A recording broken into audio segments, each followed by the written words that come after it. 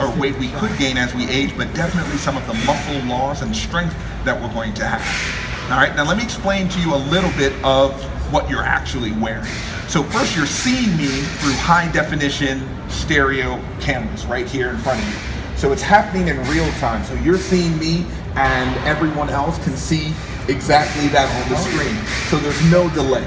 All right, you have noise canceling headphones on your ears, but also in those headphones are built-in microphones.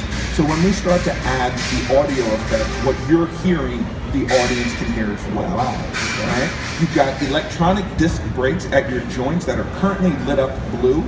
And once we change those from blue to red, we can affect your mobility and your movement. And so that's my sensation of losing some of my mobility. Absolutely. And the whole purpose, so that's the what. You know, the what is the technology. There's a backpack on you that's a servo processor. It's sending all of the, or relaying through telemetry, all of the different mechanics from the backpack to computers in the back and to these screens. The what is the technology, but the most important is the why.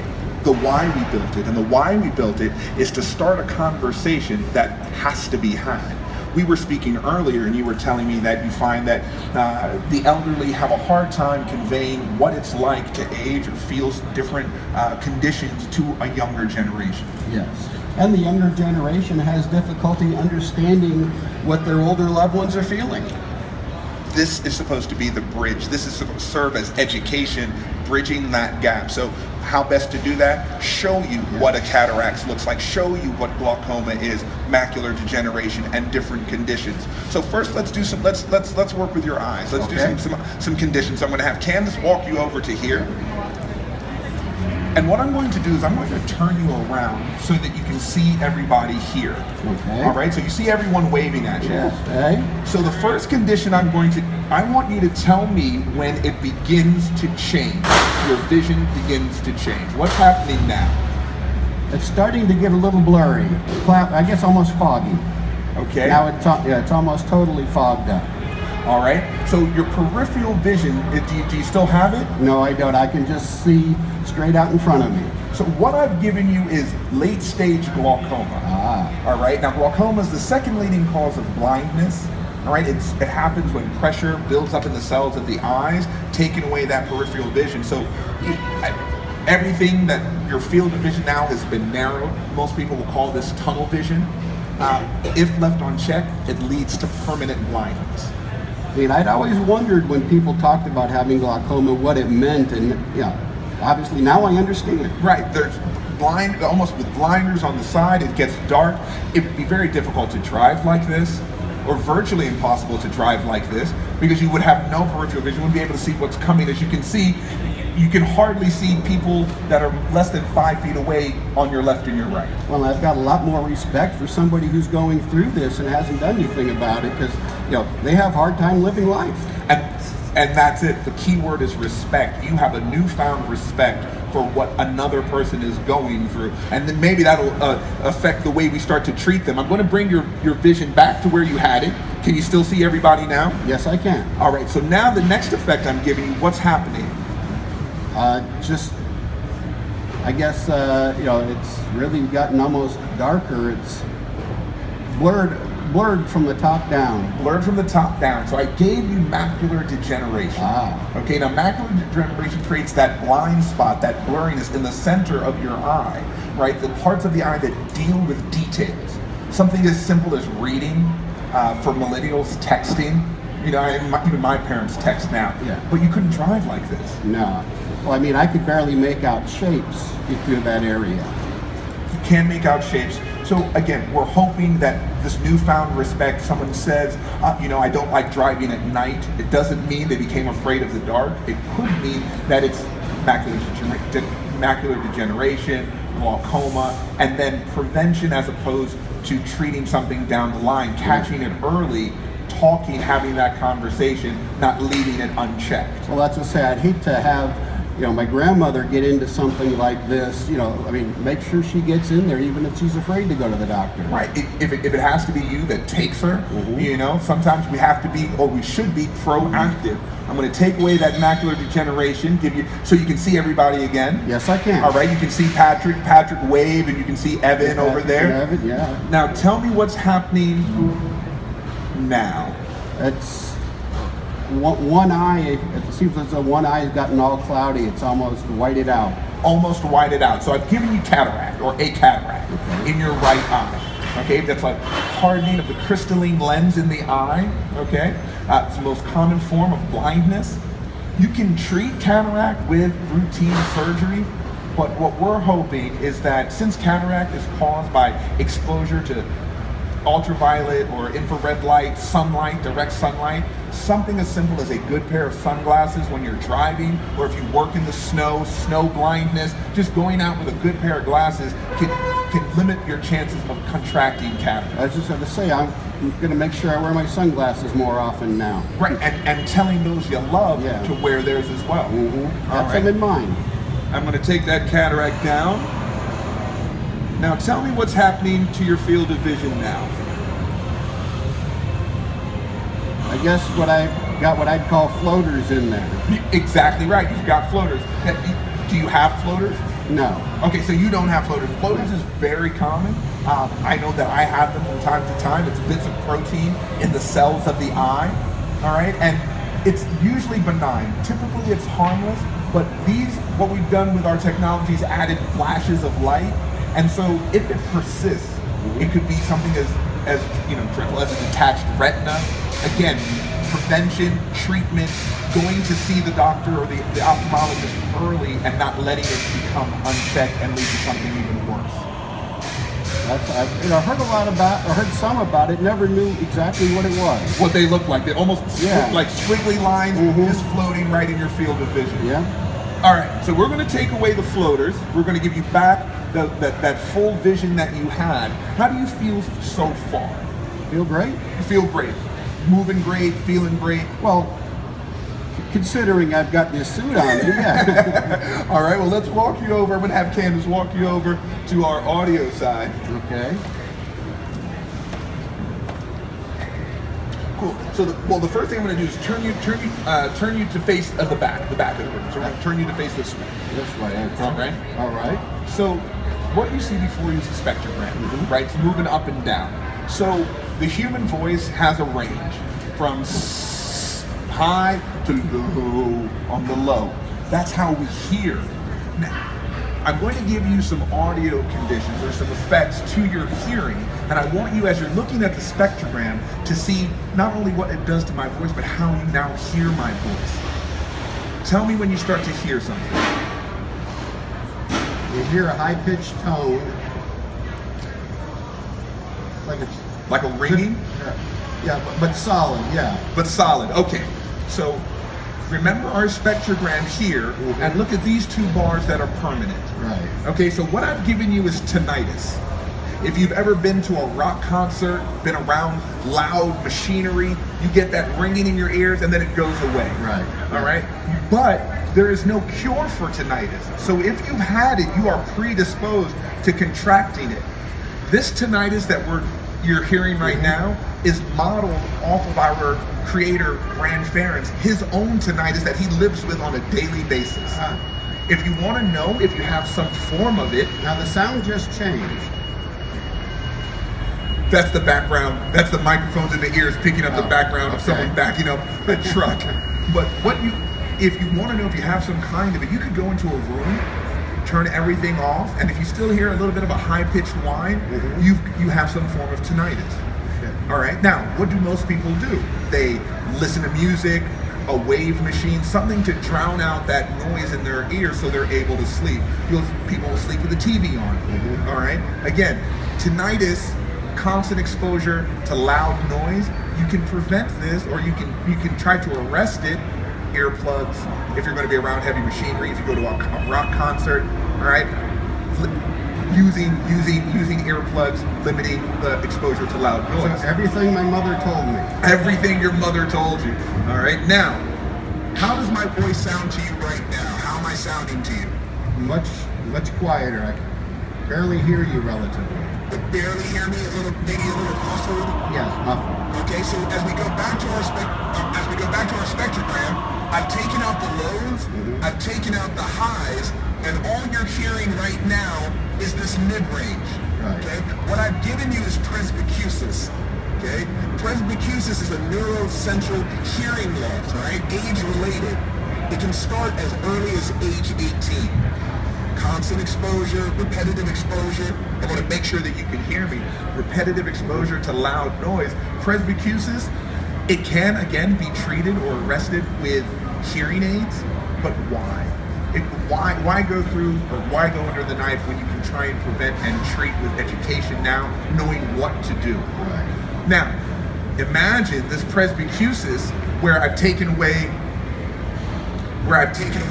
the mid-range, or I've taken away the lows and the highs, added with tinnitus, and how difficult would it be to have a conversation? Oh yeah, the tinnitus almost drowns out your voice. So imagine now you have an elderly loved one who's suffering from presbycusis and tinnitus, and you take them to a dinner, and you put them at the end of the dinner table, and now instead of being able to follow along in the conversation, you've socially isolated them because they can't speak, right? Because they can't hear anybody. And chances are they won't tell us either. And chances are they won't tell us. Chances are they won't tell us, and if they do tell us, we're saying, what are you talking about? You know, they're like, and then they'll feel like a burden, and we have to change the atmosphere of that conversation. Now, you told me a while ago that you like a certain type of music. So let's face you to the audience now, because this is the fun part. Okay. All right. Now tell me the name of what was the name of the group you told me you liked? Shinedown. You like Shinedown, and what was the name of the song? Save Me. Save Me. So the first stanza of that song goes, I have a candle, I have a spoon, I live in a hallway with no doors and no rooms. Right? Right. Okay, so repeat that for me. I have a candle. I have a candle. I have a spoon. I live in a hallway with no doors. No doors and no rooms. Excellent. So now I'm going to give you an effect called aphasia, and I want you to repeat that same sentence whenever you're ready. I have a candle. I have a spoon. I live in a hallway with no doors and no rooms. A little bit difficult to get out. Very difficult. Very difficult. So what I've given you is aphasia. And aphasia is a neurological disorder where the words make sense in your head. All right, I'm going to take it down so you can hear me properly. The words make sense in your head, but from your mind to your mouth, there's a disconnect. Now, we didn't mess with your mind, but the technology that we have allows us to break up how you're hearing your own voice, which affects the way you're speaking. But someone suffering from this, communication becomes very difficult. You can even slur your words, appear to be drunk. People have lost their jobs because they have this condition, but people think they've been drinking. Grandma got into the schnapps a little early, and a condition like this goes unreported. Well, and I think a lot of people will make assumptions about intelligence. Will make assumptions about intelligence, again, as you said, and now with those assumptions, you're not asking the right questions, right, and you're definitely not getting the right answers. So with aphasia, how difficult would it be for you to have a conversation with me? Very difficult, because I'm also having a conversation with myself. Right, so you're having to think about what you say, not sure if it's coming out the right way or the way that you want to. Be very difficult, for example, for a grandmother or grandfather to tell a grandkid that they love them, because just the words coming out of their mouth sound difficult, and they would stick on it. Yeah. All right, so let's take away that aphasia.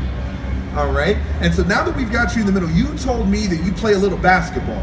Yeah. Okay, so I want you to mimic shooting a free throw. All right, so you're shooting a free throw, just extending, right? And just the arm movement extends, and you're just extending on a free throw. So now let's have Jimmy give you a little bit of arthritis. Let's turn those discs to red now. Now try to shoot that same free throw. Oh yeah. A little bit harder. Yeah, a little harder. So what we've done is with these breaks, we've restricted your movement. Okay? We've restricted your movement, giving you an example of rheumatoid arthritis without the pain. So let's give him back his full range of motion, Jimmy, but let's take it away from basketball. Let's put you in the kitchen. Let's have you try to change a light bulb by just reaching your arm out here. And now if Jimmy locks you up, how difficult does that become? Because this is elbow and shoulder, and then we're not even using the wrist, the fingers. So changing a light bulb in your own home, grabbing a teacup, right? Grabbing cereal, giving someone a high five becomes very, very difficult. And we're doing all of this without the pain. Yeah, that's the thing. I mean, you can't mimic the pain, but certainly you can see how somebody would want to avoid doing these things. Right. The loss of mobility takes away the loss of independence. So let's take you back down to blue. I'm going to have Candace and Jimmy walk you to our treadmill.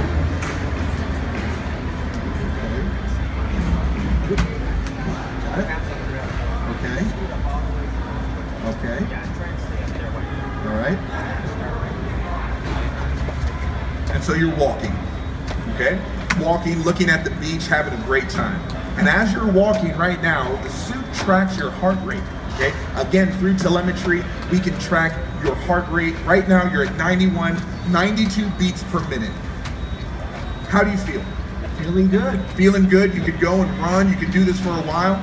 So now we're going to give you some symmetrical impairments. Jimmy's taking away use of both sides, right? Giving you a hip and knee impairment. Oh, wow. Now, how hard is it to walk now? Very difficult. Very difficult. Your heart rate that was at 92 is now rising to 100. You can imagine a walker, an elderly person trying to go through the mall, get up from the couch to answer the door. Not only what it does to the, go ahead. Shoes coming off. Shoes coming off?